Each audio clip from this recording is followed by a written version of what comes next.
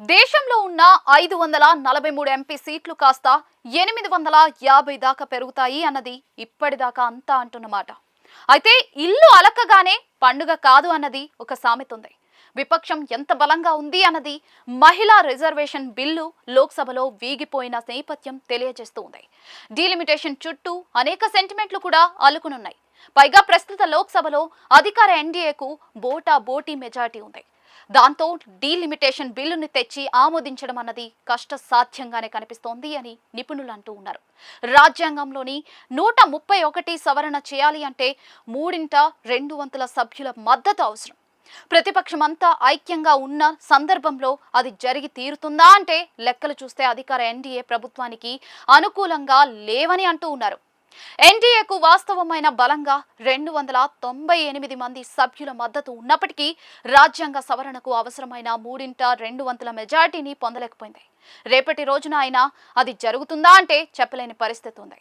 ఇక దేశంలోని చట్ట సభల్లోని నియోజకవర్గాల పునర్విభజన ప్రతిపాదనలోని కీలక అంశాలను విపక్షం తిరస్కరిస్తూ ఉంది.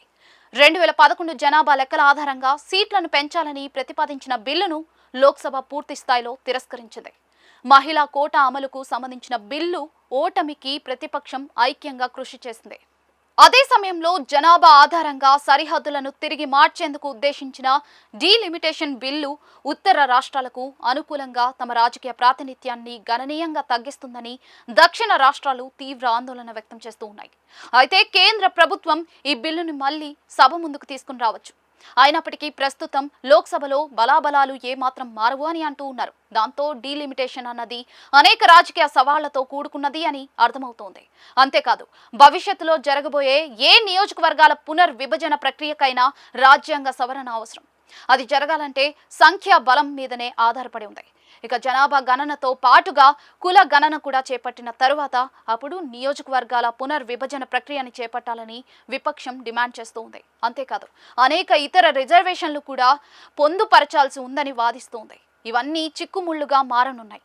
అంత సులువుగా తేలే విషయాలు అయితే కావు అని అంటూ ఉన్నారు. ఇక 2027 మధ్యలో జనాభా గణన దానితో పాటుగా కుల గణన పూర్తి అయిన డీలిమిటేషన్ బిల్లు సభ ముందు పెట్టి అందరినీ ఒప్పించి ఆమోదించకున్నా 2029 నాటికి సీట్లను పెంచి ఎన్నికలకు వెళ్లేందుకు సమయం సరిపోతుందా అన్నది మరో ప్రశ్న. ఏదేమైనా సరైన సమయం అనుకునే 2026 ఏప్రిల్లో సభ ముందుకు కేంద్రం డీలిమిటేషన్ ప్రతిపాదన తెచ్చింది. ఇప్పుడు జరగలేదు అంటే మరి ఎప్పుడు జరుగుతాయి అన్నది చూడాల్సిందే. మొత్తానికి ఇప్పట్లో సీట్లు పెరుగుతాయా అన్నది $1 మిలియన్ ప్రశ్నగానే ఉంది అంటూ ఉన్నారు.